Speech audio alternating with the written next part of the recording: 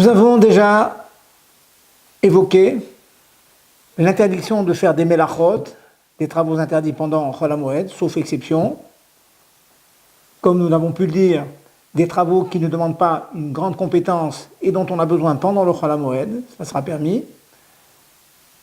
En résumé, la phrase est L'Etzorech HaMoed, Maase Idiot, un acte simple pour les besoins du Moed.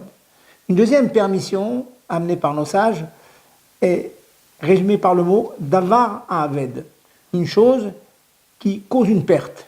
Imaginons que le fait de ne pas faire une melacha, un travail interdit, cause une perte.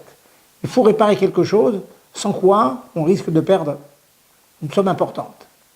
Par exemple, nous avons la voiture qui tombe en panne loin de la maison.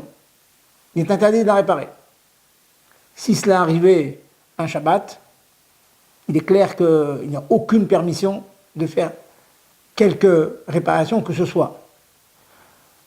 Il vous arrive la même aventure pendant Chol HaMoed, laisser la voiture toute seule elle risque d'être volée, elle risque d'être abîmée.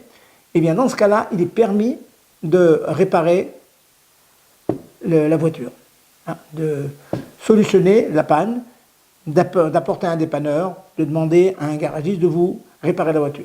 Pourquoi ? Parce que sans cela, il y aurait une grosse perte d'argent, risque de perte, prise de casse. Donc à chaque fois, il faudra réfléchir que dès l'instant que ne pas faire une melacha cause une perte, grosse perte, eh bien, la melacha sera permise.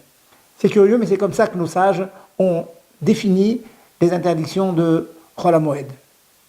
Imaginons que nous ayons des habits qui soient sales, qui soient tombés dans de l'eau, et le fait de ne pas laver ces habits peut complètement abîmer les habits, de manière que l'on ne pourra pas rattraper la qualité de propreté et de qualité de ces habits. Dans ce cas-là, il sera permis de laver ces habits. Sans cela, cela est interdit.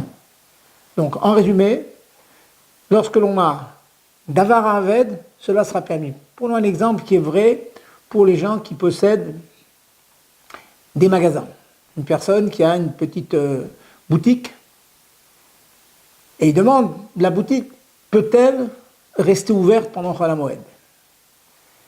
Si le fait de fermer la boutique cause seulement la perte de bénéfice de la semaine de travail, eh bien, on ferme le magasin et on se prive des bénéfices de la semaine de Chol HaMoed.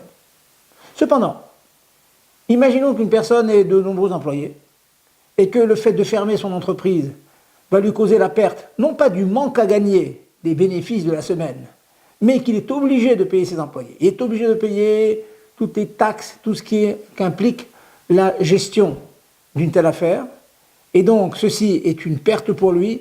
Dans ce cas-là, il lui sera permis de laisser son magasin ouvert. Ceci ouvre beaucoup d'horizons, donc il est vivement recommandé à ceux qui sont concernés par ce genre de problème de se mettre en contact avec un arabe, avec moi-même par exemple, pour savoir dans quel cas il lui sera permis de garder sa boutique ouverte pendant Chol HaMoed.